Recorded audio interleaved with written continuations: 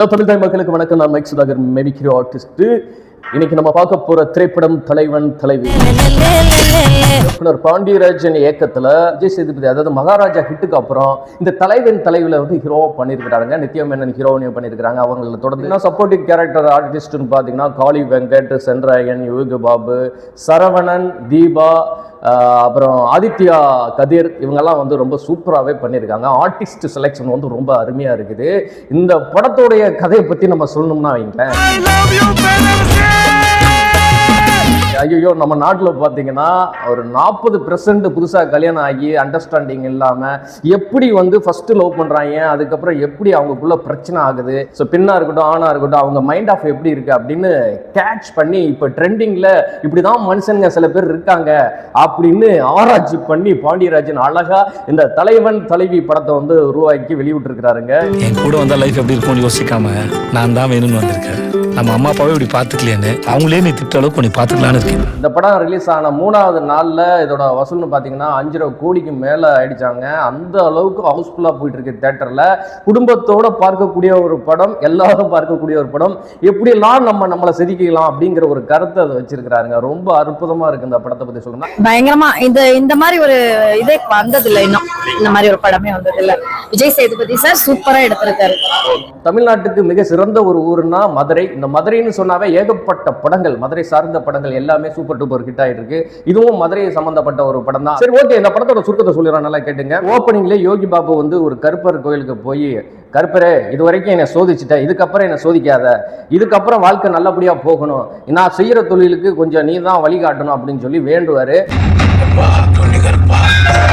அதுவும் வந்து கெவலியோட சவுண்டு போட்டால் தான் நான் போவேன் அப்படின்னு நினைப்பாரு. ஆடியன்ஸ் தரப்பில் பார்க்கும்போது, ஆகா இவ்வளோ சோதனை ஆண்டவன் கொடுத்துருக்கானா, இவன் போகிற தொழில் நல்லா இருக்கணும் அப்படின்னு நம்ம பிளான் பண்ணிட்டு இருப்போம். கடைசியில் பார்த்தா இவர் திருட போகிறதுக்காக கருப்பன்ட்ட வரங்க பாப்பலாம். கருப்பர் கோயிலுக்கு ஒரு குடும்பம் கொத்து கொத்தா ஒவ்வொரு இடத்துலேருந்து வந்திருப்பாங்க. அங்கேருந்து ஆரம்பிக்கிறது தாங்க ஃப்ளாஷ்பேக் போயிட்டு போயிட்டு போயிட்டு போயிட்டு போயிட்டு போயிட்டு வரும்.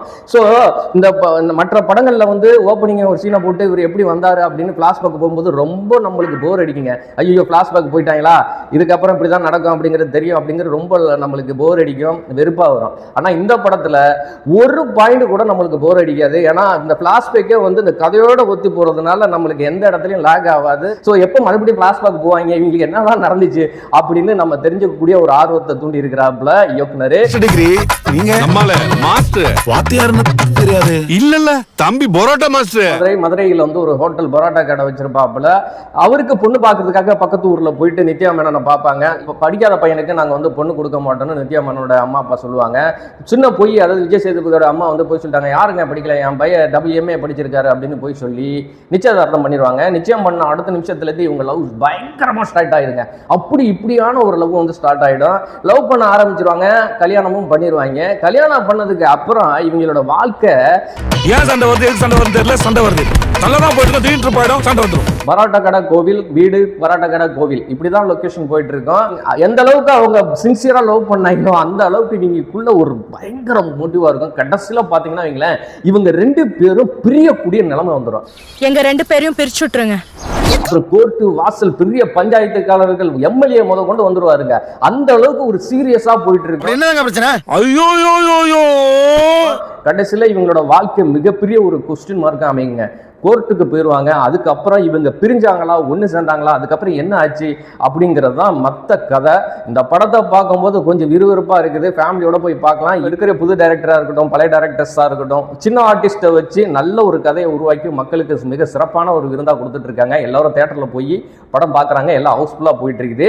தலைவன் தலைவன் கிட்டத்தட்ட அப்படிதான். இந்த படத்தை பற்றி ஒன்று சொல்லணும்னா வைங்களேன், இந்த வீட்டில் நடக்கிற ஹஸ்பண்ட் ஒய்ஃபு சண்டை மனிதனுக்கு வந்த சுகர் மாதிரி. மனுஷன் சாகுற வரைக்கும் அந்த சுகர் எப்பயுமே இருக்கும், அதை ஒன்றும் செய்ய முடியாது. அதே போலதான் இந்த சண்டையும் நீடிச்சிட்டு இருக்குங்க.